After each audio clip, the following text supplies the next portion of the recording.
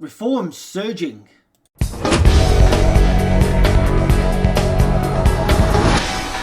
The first YouGov poll, I believe, since the general election makes for grim reading for the Uni-Party. It has Reform UK now sitting at 25%, and don't forget, when I quote polls from other pollsters, people always go, people who don't like me always go, well, wait for YouGov, wait and see what YouGov says. After all, YouGov, I agree with you by the way, YouGov are always siding with the establishment, so they make sure that the Uni-Party stays near the top, asking certain people certain questions in certain areas, asking the right people in the right areas, in other words, but even they can't hide the fact now that Reform UK are surging massively and have gone to second place. Labour's sitting on 26%. In the general election, they were up to 35% on average. Reform UK now sitting on 25%, with 15% is what they got during the general election. Just 12 months ago, only 25% of people polled had ever heard of Reform UK, and now 25% of them are planning to vote for them. The Tories make for grim reading also, sitting in third place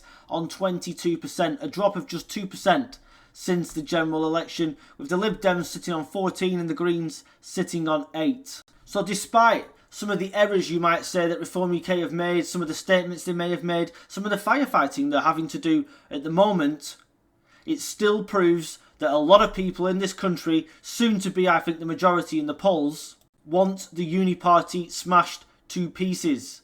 And the fact that the Uni-Parties have useless leaders, I'll even include the Lib Dems in this, Ed Davey, who spends more time going on water slides than he does talking about policy. Kemi Badenoch, who is one of the least inspiring leaders I think I've seen, despite the fact I thought she would have actually been quite a decent leader for the Tories, is a calamity. And Starmer, well, what can you say?